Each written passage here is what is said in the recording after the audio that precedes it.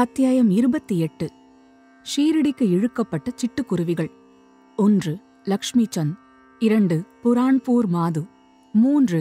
மேகா. முன்னுரை. சாயி முடிவானவரோ வரையறைக்கு உட்பட்டவரோ அல்ல. எறும்பு பூச்சிகள் முதற்கொண்டு பிரம்மா வரை உள்ள எல்லா ஜீவராசிகளிலும் அவர் உறைந்திருக்கிறார். அவர் சர்வவியாபி. வேத ஞானத்தில் நன்றாக பயிற்சியுடையவர். அங்ஙனமே ஆத்ம உணர்விலும் இவை இரண்டிலுமே அவர் வல்லவராகையால் சத்குருவாய் இருப்பதற்கு அவர் மிக பொருத்தமானவர். சீடர்களை தட்டி எழுப்பி அவர்களை ஆத்ம உணர்வில் ஸ்தாபிக்க இயலாத யாரும் எவ்வளவு கற்றறிந்தவராக இருப்பினும் சத்குரு என்றழைக்கப்படுவதற்கு தகுதியுடையவர் ஆகார். பொதுவாக இவ்வுடலை அன்னை ஈன்றெடுக்கிறாள். தவறாமல் வாழ்வை சாவும் பின்தொடர்கிறது. ஆனால் சத்குருவோ வாழ்வு சாவு இரண்டையுமே சத்குரு அழித்து விடுகிறார். எனவே மற்றெவரை காட்டிலும் அதிக கருணையும் அன்பும் உடையவராவார். சாய்பாபா அடிக்கடி கூறுவதாவது, எனது ஆள் அதாவது பக்தன் எவ்வளவு தூரத்தில் இருந்தாலும், என்னிடமிருந்து 3000 மைல்களுக்கு அப்பால் இருந்தாலும் காலில் நூல் கட்டியுள்ள சிட்டுக்குருவியைப் போன்று ஷீரடிக்கு இழுக்கப்படுவான். இந்த அத்தியாயம் அம்மாதிரி 3 சிட்டுக்குருவிகள் இழுக்கப்பட்ட கதையை கூறுகின்றது. 1. லாலா லக்ஷ்மி சந்த். பம்பாயில் ஸ்ரீ வெங்கடேஸ்வர் அச்சகத்தில் இம்மனிதர் பணியாற்றி வந்தார். பின்னர் ரயில்வே டிபார்ட்மெண்டிலும் அதன்பின் ராலி பிரதர்ஸ் அண்ட் கம்பெனியிலும் இவர் குமாஸ்தாவாக பணியாற்றினார். 1910 அவர் பாபாவின் தொடர்பு பெற்றார்.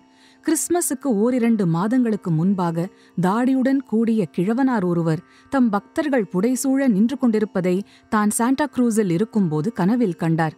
சில நாட்களுக்குப் பின் தாஸ்கனுவின் கீர்த்தனையை கேட்பதற்காக தமது நண்பரான தத்தாத்ரேயா மஞ்சுநாத் பிஜூர் என்பவரின் வீட்டுக்குச் சென்றார். கீர்த்தனை செய்யும்போது மக்கள் முன் பாபாவின் படத்தை வைப்பது தாஸ்கனுவின் வழக்கமாகும். தான் கனவில் கண்ட கிழவனாரின் உருவ அமைப்புகள் எல்லாம் இப்படத்துடன் அப்படியே அச்சாக பொருந்திருப்பது கண்டு லக்ஷ்மி சந்த் அதிசயப்பட்டார். தான் கனவில் கண்ட கிழவனார் சாய்பாபாவே என்ற முடிவிற்கு வந்தார். இச்சித்திரத்தின் தரிசனம், தாஸ்கனுவின் பாடல், அவர் உரை நிகழ்த்திய துக்காராமின் வாழ்க்கை, இவை அனைத்தும் அவர் மனதில் ஓர் ஆழ்ந்த உணர்வை ஏற்படுத்தியது. அவர் ஷீரடி போக தீர்மானித்தார். சத்குரு தேடும் படலத்திலும் ஆன்மீக முயற்சியிலும் கடவுள் எப்போதும் உதவி செய்கிறார் என்பது பக்தர்களின் அனுபவமாகும். அதே நாள் இரவு 8 மணி அளவில் சங்கர் ராவ் என்ற அவரது நண்பர் வீட்டுக் கதவை தட்டி ஷீரடிக்கு தன்னுடன் அவர் வருவாரா என்று கேட்டார். அவரது மகிழ்ச்சி கரை காணவில்லை. உடனே அவர் ஷீரடி செல்ல தீர்மானித்தார். தனது மாமாவிடமிருந்து ₹15 கடன் வாங்கிக் கொண்டு உரிய ஏற்பாடுகளை எல்லாம் செய்தான பிறகு அவர் ஷீரடிக்கு புறப்பட்டார். ரயிலில் அவரும் அவரது நண்பரும் சில பஜனை பாடல்களை பாடினர். ஷீரடிக்கு அருகில் உள்ள தங்கள் ஊருக்கு திரும்பிக் கொண்டிருந்த உடன் வந்த 4 முகமதிய பிரயாணிகளிடம் அவர்கள் இருவரும் சாய்பாபாவை குறித்து விசாரித்தனர். பல ஆண்டுகளாக ஷீரடியில் வசித்து வரும் சாய்பாபா ஒரு பெரும் ஞானி என்று அவர்கள் எல்லோரும் கூறினர். அவர்கள் கோபர்காவனை அடைந்தபோது பாபாவுக்கு சமர்ப்பிப்பதற்காக சில பழங்களை லக்ஷ்மி சந்த் வாங்க விரும்பியிருந்தார்.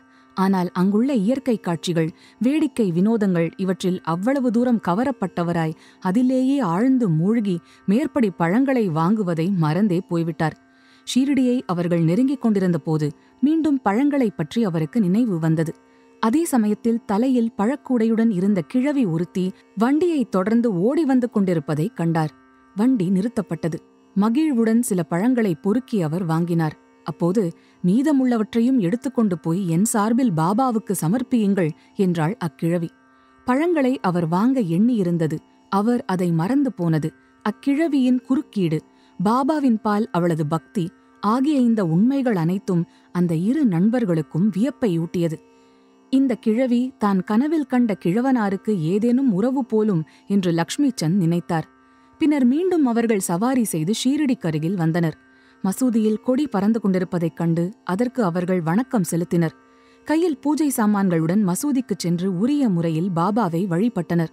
லக்ஷ்மி சந்த் பாபாவை கண்டதும் மிகவும் உருகி அதிக மகிழ்ச்சியடைந்தார். நறுமணம் கமழும் தாமரை மலரால் தேனீ ஒன்று கவரப்படுவது போல் பாபாவின் திருவடிகளில் அவர் கவரப்பட்டார். பின்னர் பாபா கூறினார், வஞ்சகமான ஆசாமி, வழியில் பஜனை செய்கிறான், மற்றவர்களை விசாரிக்கிறான். ஏன் மற்றவர்களை கேட்க வேண்டும்? நமது கண்களாலேயே எல்லாவற்றையும் நாம் காண வேண்டும். மற்றவர்களை கேட்க வேண்டிய அவசியம் என்ன? உனது கனவு மெய்யா பொய்யா என்று நீயே எண்ணிப்பார். மார்வாடியிடமிருந்து கடன் வாங்கிக் கொண்டு தரிசனத்துக்காக வரவேண்டியதன் தேவை என்ன? உள்ளத்தின் ஆசை இப்போது நிறைவடைந்ததா? இம்மொழிகளைக் கேட்டு பாபாவின் சர்வ வியாபித்துவத்தைக் கண்டு லக்ஷ்மி சந்த் அதிர்ச்சி அடைந்தார். தனது வீட்டிலிருந்து தான் ஷீரடிக்கு வரும் வழியில் நிகழ்ந்தது எல்லாவற்றையும் பாபா அறிந்தது எங்கனம் என்று திகைத்து நின்றார். தமது தரிசனத்தை பெறுவதற்காகவோ, எந்த ஒரு விழா நாட்களை கொண்டாடுவதற்காகவோ, தீர்த்த யாத்திரை செய்வதன் பொருட்டோ மக்கள் கடனாளியாவது பாபாவுக்கு பிடிக்கவே பிடிக்காது என்பதே இவ்விடத்தில் முக்கியமாக கவனிக்க வேண்டிய விஷயமாகும். சன்சா, கோதுமை பணியாரம். மத்தியான வேளையில் லக்ஷ்மி சந்த் உணவுக்காக அமர்ந்திருந்த போது ஒரு பக்தரிடமிருந்து பிரசாதமாக கொஞ்சம் சன்சாவை அவர் பெற்றார். மறுநாளும் அதை அவர் எதிர்பார்த்தார். ஆனால் ஒன்றும் பெறவில்லை. எனவே அதை பெற அவர் கவலையுற்றார். 3ஆம் நாள் பாபாவிடம் ஆரத்தி நேரத்தின் போது என்ன நைவேத்தியம் தான் கொண்டு வர வேண்டும் என ஜோக் கேட்டார். சன்சாவை கொண்டு வரும்படி பாபா கூறினார். பின் பக்தர்கள் 2 பானை நிறைய சன்சாவை கொண்டு வந்தனர். லக்ஷ்மி சந்த் மிகவும் பசியாயிருந்தார். அவர் முதுகில் கொஞ்சம் வலி இருந்தது. பாபா அப்போது, நீ பசியாய் இருப்பது நன்று, அதற்காக கொஞ்சம் சன்சாவை உட்கொள், முதுகு வலிக்கு ஏதாவது மருந்து போட்டுக்கொள் என்று அவரிடம் கூறினார். பாபா மீண்டும் தன் மனதை படித்து அங்கு என்ன நடந்து கொண்டிருந்தது என்பதை உணர்த்தியது குறித்து அவர் மீண்டும் ஆச்சரியத்தால் தாக்கப்பட்டார். எத்தகைய சர்வ வியாபியாக பாபா இருக்கிறார்! திருஷ்டி. இத்தருணத்தில் லக்ஷ்மி சந்த் ஒருமுறை இரவு சாவடி ஊர்வலத்தை கண்ணுற்றார். பாபா அப்போது இருமலால் மிகுந்த அல்லல் பட்டு கொண்டிருந்தார். பாபாவின் இத்தொல்லை சிலரின் திருஷ்டி பட்டதால் இருக்க வேண்டும் என்று நினைத்தார். மறுநாள் காலை அவர் மசூதிக்குச் சென்றபோது பாபா ஷாமாவிடம், நேற்றிரவு நான் இருமலால் அவதியுற்றேன், அது திருஷ்டியினாலோ? சிலரின் திருஷ்டி என் மீது வேலை செய்கிறது, எனவேதான் நான் கஷ்டப்பட்டு கொண்டிருக்கிறேன் என்றார். இவ்விஷயத்தில் லக்ஷ்மி சந்தின் உள்ளத்தில் இருந்ததை பாபா பேசினார். பாபாவின் சர்வ வியாபித்துவத்துக்கான இந்த நிரூபணங்களையெல்லாம் கண்டுவிட்டு பாபாவை சாஷ்டாங்கமாக நமஸ்கரித்து, நான் தங்கள் தரிசனத்தால் பெருமகிழ்ச்சி அடைகிறேன், எப்போதும் என்பால் அன்பு கொண்டு தயவுள்ளவராக இருந்து என்னை காத்து ரட்சியுங்கள், தங்கள் பாதாம்புயத்தை தவிர பிரிதொரு கடவுள் எனக்கில்லை, தங்கள் பஜனையின் பாலும் பாத கமலங்களின் பாலும் என் மனம் எப்போதும் லயித்து இருக்கட்டும், இவ்வுலகின் துன்பங்களிலிருந்து தங்களின் அருள் எங்களை பாதுகாக்கட்டும், நான் எப்போதும் தங்கள் நாமத்தையே உச்சரிக்க வேண்டும், மகிழ்வுடன் இருக்க வேண்டும் என்று வேண்டினார். பாபாவின் உதியையும் ஆசீர்வாதத்தையும் பெற்றுக்கொண்டு மிகவும் மகிழ்ந்து திருப்தியுற்று வழியெல்லாம் பாபாவின் புகழை பாடிய வண்ணம் தன் நண்பனுடன் வீடு திரும்பினார். அது முதற்கொண்டு பாபாவின் தீவிர பக்தராக அவர் இருந்தார். ஷீரடிக்குச் செல்லும் எந்த நண்பனிடமும் பூமாலைகள், தட்சிணை, கற்பூரம் இவைகளை அவர் கொடுத்தனுப்புவார். புரான்பூர் அம்மையார். இப்போது நாம் மற்றும் ஒரு குருவியிடம் திரும்புவோம். பக்தனுக்கு பாபா அழைக்கும் பெயர். புரான்பூரில் உள்ள ஒரு மாது சாய்பாபா தன் வீட்டுக்கு வந்து அவர்தம் உணவுக்காக கிச்சடி, அதாவது உப்பு பருப்பு கலந்த சாதம், பிச்சை கேட்டுக்கொண்டிருப்பதாக கனவு கண்டாள். விழித்து பார்க்கையில் வாசற்படியில் யாரையும் காணோம் என்றபோதும் அக்காட்சியால் அவள் மனம் மிக நெகிழ்ந்து தன் கணவன் உள்ளிட்ட அனைவருக்கும் கூறினாள். தபால் இலாக்காவில் அவர் பணியாற்றி வந்தார். அவர் அகோலாவுக்கு மாற்றப்பட்ட போது பக்தர்களான கணவனும் மனைவியும் ஷீரடிக்கு போவதென தீர்மானித்தனர். ஒரு பொருத்தமான நாளில் இருவரும் புறப்பட்டு வழியில் கோமதி தீர்த்தத்துக்கு சென்றுவிட்டு ஷீரடியை அடைந்து அங்கு 2 மாதங்கள் தங்கினர். ஒவ்வொரு நாளும் அவர்கள் மசூதியை அடைந்து பாபாவை வழிபட்டு காலத்தை சந்தோஷமாக கழித்தனர். அவ்விருவரும் கிச்சடியை நைவேத்தியமாக சமர்ப்பிக்க ஷீரடிக்கு வந்தனர். ஆனால் முதல் 14 தினங்களுக்கு என்ன காரணத்தினாலேயோ அதை சமர்ப்பிக்க அவர்களுக்கு இயலவில்லை. அப்பெண்மணிக்கு இந்த கால தாமதம் பிடிக்கவில்லை. பின் 15வது நாள் அவள் தனது கிச்சடியுடன் மசூதிக்கு வந்தாள். பாபாவும் மற்றவர்களும் ஏற்கனவே சாப்பாட்டுக்காக அமர்ந்து கொண்டிருப்பதையும் திரை தொங்கவிடப்பட்டதையும் கண்டாள். ஆனால் அவளால் பொறுக்க இயலவில்லை. திரையை கையால் விலக்கிவிட்டு உள்ளே நுழைந்தாள். அப்பலகாரத்துடன் அவள் வந்ததும் பாபா மிகவும் மகிழ்ந்து கரண்டி கரண்டியாக கிச்சடியை உண்டார். இவ்விஷயத்தில் பாபாவின் ஊக்கத்தைக் கண்டு எல்லோரும் அதிசயமடைந்தனர். இந்த கிச்சடி கதையை கேட்பவர்களுக்கெல்லாம் பக்தர்கள் பால் பாபா கொண்டிருந்த அசாதாரண அன்பு உறுதியாயிற்று. மேகா. இப்போது நாம் 3வதும் பெரியதுமான சிட்டுக்குருவியிடம் போவோம். ராவ் பகதூர் ஹரி விநாயக் சாதேவின் பிராமண சமையல்காரனான வீடம்காவனை சேர்ந்த மேகா என்பவன் எளிமை மிகுந்தவன், படிக்காதவன். அவன் ஒரு சிவபக்தன். நமசிவாய என்ற பஞ்சாட்சரத்தை அவன் சதாகாலமும் ஸ்மரித்து வந்தான். சந்தியாவை பற்றியோ அதன் முக்கிய மந்திரமான காயத்ரியை பற்றியோ அவனுக்கு எதுவும் தெரியாது. சாதே அவனிடம் ஆர்வம் பூண்டு அவனுக்கு சந்தியாவையும் காயத்ரியையும் கற்பித்தார். ஷீரடி சாய்பாபா சிவனின் அவதாரம் என்று அவனுக்கு கூறி ஷீரடிக்கு அவனை புறப்படச் செய்தார். புரோச் ரயில் நிலையத்தில் சாய்பாபா ஒரு முகமதியர் என்று கேள்விப்பட்டான். அவனது வைதீகமான எளிய மனம் ஒரு முகமதியர் முன் வணங்குவதை குறித்து மிகவும் குழப்பம் அடைந்ததால் தன்னை அங்கு அனுப்ப வேண்டாமென அவனது எஜமானரை வேண்டிக் கொண்டான்.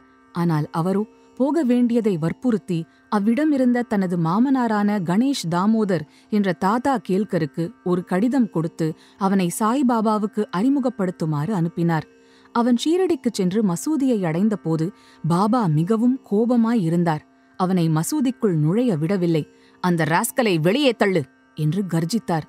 நீ உயர்ந்த ஜாதி பிராமணன், நான் கீழான முகமதியன். இங்கு வருவதால் நீ உனது ஜாதியை இழந்து விடுவாய். எனவே நீ போய்விடு என்று அவனை நோக்கி உரைத்தார். இவ்வுரைகளை கேட்டதும் மேகா நடுங்கத் தொடங்கினான். தன் மனதில் என்ன நிகழ்ந்து கொண்டிருக்கிறது என்பதை பாபா எங்கனம் அறியலானார் என்பது குறித்து அவன் ஆச்சரியப்பட்டுக் கொண்டிருந்தான். அவன் அங்கு சில நாட்கள் தங்கி பாபாவுக்கு தனக்கே உரிய முறையில் சேவை செய்து கொண்டிருந்தான். ஆனால் இன்னும் பக்குவம் அடையவில்லை. பின்னர் அவன் வீட்டிற்குச் சென்று திரையம்பகேஸ்வரத்தில் 1.5 ஆண்டுகள் தங்கியிருந்துவிட்டு மீண்டும் ஷீரடிக்கு வந்தான். இம்முறை தாதா கேல்கரின் குறுக்கீட்டால் மசூதிக்குள் நுழையவும் ஷீரடியில் தங்கவும் அனுமதிக்கப்பட்டான். மேகாவுக்கு பாபா உதவியது வாய்மொழி குறிப்புகள் எதனாலும் அல்ல. மேகாவின் மேல் அவர் மானசீகமான அருள் செய்தார். இதனால் மேகா பெருமளவு மாறுதலுற்று நன்மை அடைந்தான். பின்னர் சாய்பாபாவை சிவனின் அவதாரமாகவே அவன் கருதலானான். சிவனை வழிபடுவதற்கு வில்வ இலைகள் தேவையாயிருந்ததால் மேகா ஒவ்வொரு நாளும் அவைகளை கொணர்வதற்காக மைல் கணக்கில் நடந்து சென்று தனது சிவனை, அதாவது பாபாவை வழிபடுவான். கிராமத்தில் உள்ள எல்லா தெய்வங்களையும் வணங்கிய பின்னர் மசூதிக்கு வந்து பாபாவின் ஆசனத்திற்கு வணக்கம் செலுத்திய பின்னர் அவன் பாபாவை வழிபட்டு சில சேவைகளை, அதாவது பாபாவின் பாதங்களை பிடித்து விடுவது செய்து பின்பு பாபாவின் பாதங்களை கழுவிய தீர்த்தத்தை பருகுவது ஆகியவை அவனது வழக்கம். ஒருமுறை கண்டோபா கோவிலின் கதவு சாத்தியிருந்ததால் அவன் அந்த கடவுளை வழிபடாமலே மசூதிக்கு வந்தான்.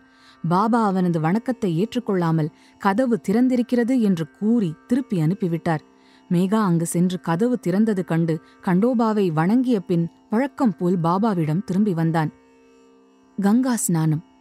ஒரு மகர சங்கராந்தி தினத்தன்று பாபாவின் உடலில் சந்தனம் பூசி அவரை கங்கை நீரால் குளிப்பாட்ட மேகா விரும்பினான். இந்த செயல்முறைக்கு உடன்பட முதலில் பாபா மனதில்லாதவராயிருந்தார். ஆனால் அவனது தொடர்ந்த வேண்டுதல்களின் காரணமாக சம்மதித்தார். கோமதி ஆற்றிலிருந்து புனித நீர் கொணர்வதற்காக அவன் 24 மைல் நடந்து போய் வர வேண்டும். அவ்வாறு நீர் கொண்டு வந்து மத்தியான ஸ்நானத்திற்காக எல்லா ஏற்பாடுகளையும் செய்துவிட்டு பாபாவை அதற்காக தயாராய் இருக்கும்படி கேட்டுக்கொண்டான். ஒரு பக்கிரி என்ற முறையில் தனக்கும் கங்கை நீருக்கும் ஒன்றும் தொடர்பு இருக்கவில்லை என்று கூறி மீண்டும் அவனிடம் இந்த குளியலிலிருந்து தப்பித்துக் கொள்ள வேண்டினார். ஆனால் மேகா அதற்கு செவி சாய்க்கவில்லை. கங்கை நீர் அபிஷேகத்தால் சிவபெருமான் மகிழ்கிறார் என்று அவனுக்கு தெரியும். அந்த நல்ல நாளன்று அவனது சிவனுக்கு, அதாவது பாபாவுக்கு அந்த அபிஷேகத்தை செய்தாக வேண்டும். பின்னர் பாபா சம்மதித்து கீழிறங்கி வந்து ஆசன பலகையில் அமர்ந்து தலையை முன்னால் நீட்டிக்கொண்டு, ஓ மேகா, இதையாவது தயவு செய்வாயாக. தலையே உடம்பின் பிரதான பாகமாதலால் தலைமேல் மட்டும் நீர் ஊற்று. உடம்பு முழுவதும் குளிப்பதற்கு அது சமமாகும் என்றார். அப்படியே என்றான் மேகா. அபிஷேக கலயத்தை மேலே தூக்கி தலையின் மேல் ஊற்றத் தொடங்கினான். ஆனால் அப்படி செய்து கொண்டிருக்கும் போது அன்பால் மிகவும் உணர்ச்சி வசப்பட்டு ஹர் ஹர் கங்கே என்று கூவிக்கொண்டே அவர் உடல் முழுவதும் நீரை ஊற்றிவிட்டான். கலயத்தை புறத்தில் வைத்துவிட்டு பாபாவை பார்க்கத் தொடங்கினான். அவனது வியப்புக்கும் ஆச்சரியத்துக்கும் ஏற்ப பாபாவின் தலை மட்டுமே நனைந்திருந்தது. உடம்பு ஈரமில்லாமலே இருந்தது. திரிசூலமும் லிங்கமும். பாபாவை மேகா 2 இடங்களில் வழிபட்டான். மசூதியில் நேரடியாகவும் வாதாவில் நானா சாஹிப் சாந்தோர்கர் அளித்த பாபாவின் பெரிய படத்தின் மூலமாகவும் பூஜித்து வந்தான். இதை அவன் ஓராண்டு காலம் செய்து வந்தான். பின்னர் அவனது பக்தியை மெச்சி அவன் நம்பிக்கையை உறுதி செய்வதற்காக பாபா அவனுக்கு ஒரு காட்சி நல்கினார். ஒரு நாள் அதிகாலையில் மேகா இன்னும் படுக்கையை விட்டு எழாமல் இருக்கையில், ஆனால் கண்கள் மூடியிருந்த நிலையில், அதாவது விழிப்புடன், பாபாவின் உருவத்தை அவன் தெளிவாகக் கண்டான். அவன் விழித்திருப்பதை அறிந்து பாபா அவன் மீது அக்ஷதையை வீசி எறிந்து, மேகா திரிசூலம் வரை என்று உரைத்து மறைந்து விட்டார். இவ்வார்த்தைகளை கேட்டு அவன் ஆவலுடன் கண்களை திறந்தான். ஆனால் அங்கு பாபாவை காணவில்லை. அக்ஷதை மட்டும் அங்கும் இங்கும் சிதறிக் கிடப்பதைக் கண்டான். பின்னர் பாபாவிடம் சென்று காட்சியை பற்றி கூறி ஒரு திரிசூலம் வரைவதற்கு அவரின் இசைவையும் கேட்டான். பாபா, திரிசூலம் வரையும்படி நான் உன்னை கேட்ட மொழிகளை நீ கேட்கவில்லையா? எனது மொழிகள் எப்போதும் பொருள் என்னும் சூழ் கொண்டிருக்கின்றன, ஒருபோதும் வெறுமையானதல்ல. மேகா, என்னை தாங்கள் எழுப்பியதாக கருதினேன். ஆனால் எல்லா கதவுகளும் மூடியிருந்ததால் அதை ஒரு காட்சியாக நினைத்தேன். பாபா, நான் நுழைவதற்கு எனக்கு எவ்வித கதவும் தேவையில்லை. எனக்கு எவ்வித உருவமோ நீளமோ கிடையாது. எப்போதும் எங்கும் நான் வசிக்கிறேன். என்னை நம்பி என் பால் லயமாகும் மனிதனின் எல்லா காரியங்களையும் பொம்மலாட்டத்தைப் போன்று நான் நின்று நடத்துகிறேன். மேகா வாதாவுக்கு திரும்பி வந்து பாபாவின் படத்தருகே சிவப்பு திரிசூலம் ஒன்றை சுவரில் வரைந்தான். மறுநாள் புனேவிலிருந்து ஒரு ராம்தாசி பக்தர் வந்து பாபாவை வணங்கி அவருக்கு ஒரு லிங்கத்தை சமர்ப்பித்தார். இச்சமயத்தில் மேகாவும் அவ்விடம் வந்தான். பாபா அவனிடம், பார், சங்கர் வந்துவிட்டார், இப்போது அவரை காப்பாற்று, அதாவது வழிபடு. சூலத்தை லிங்கம் உடனே தொடர்ந்து வந்தது கண்டு மேகா அதிசயமடைந்தான். வாதாவிலும் கூட காக்கா சாஹேப் தீக்ஷித் குளித்த பின் கையில் துவட்டிய துண்டுடன் நின்று சாயியை நினைத்துக் கொண்டிருந்தார். அப்போது மனக்காட்சியில் ஒரு லிங்கத்தைக் கண்டார். இது குறித்து அவர் அதிசயப்பட்டுக் கொண்டிருக்கையில் மேகாவிடம் வந்து பாபா தனக்கு பரிசளித்த லிங்கத்தை அவரிடம் காட்டினான். தான் சில நிமிட நேரங்களுக்கு முன் காட்சியில் தரிசித்த லிங்கம் இதனுடன் அச்சாக பொருந்தியிருப்பது கண்டு அவர் மிகவும் மகிழ்வுற்றார். சில நாட்களில் திரிசூலம் வரைவது முடிவடைந்தது. பாபா அந்த லிங்கத்தை மேகா வழிபட்டுக் கொண்டிருந்த பெரிய படத்தின் அருகில் ஸ்தாபித்தார். சிவபூஜை செய்வது மேகாவுக்கு மிகவும் பிடித்தமானது. திரிசூலம் வரையச் செய்வித்தும் அதன் அருகில் லிங்கத்தை ஸ்தாபித்தும் பாபா அவனது நம்பிக்கையை ஊர்ஜிதம் செய்தார். பல ஆண்டுகள் தொடர்ந்த சேவைக்குப் பின்னர் ஒவ்வொரு நாள் மத்தியானமும் மாலையும் வழக்கமான வழிபாட்டையும் ஆரத்தியையும் செய்த பின்பு 1912 மேகா சிவபதம் சேர்ந்தான். பின்னர் பாபா தமது கைகளை அவனது உடல் மீது தடவி, இவன் என் உண்மை பக்தன் என உரைத்தார். தமது சொந்த செலவிலேயே வழக்கமான சாப்பாடு பிராமணர்களுக்கு செய்து வைக்க ஆணையிட்டார். இது காக்கா சாஹேப் தீக்ஷித்தால் நிறைவேற்றப்பட்டது. ஸ்ரீ சாயியை பணிக. அனைவருக்கும் சாந்தி நிலவட்டும். அடுத்த அத்தியாயத்துடன் விரைவில் சந்திப்போம். ஹியூமன் போடியமோட இந்த பாட்காஸ்ட் பயணத்துல நீங்களும் ஸ்பான்சரா இணைய தொடர்பு கொள்ள வேண்டிய email ID contact@humanpodium.com. Human podium பணிவுடன் வழங்கும் Shri Sai Satcharitam, a Tamil spiritual podcast. ஒவ்வொரு வியாழக்கிழமையும் ஒரு புது அத்தியாயம். Narrated by Karthik and Deepika Arun. Sound design, recording, mixing and mastering by Baba Prasad. Assisted by Surya Prakash at Digi Sound Studio, Chennai. QC and coordination Sri Nitya Sundar and Bhavya Kirtivasan. Executive producer Deepika Arun. Produced by Human Podium. This podcast presents Sri Sai Satcharita, a sacred text of the Sri Sai Baba Sansthan Trust intended for spiritual reflection and inspiration. We approach this material with respect and reverence, recognizing its cultural and spiritual significance. Listeners are encouraged to explore diverse perspectives and consult authorized sources for deeper guidance. Text copyright belongs to the Sri Sai Baba Sansthan Trust. By listening, you acknowledge the above and engage with the material responsibly.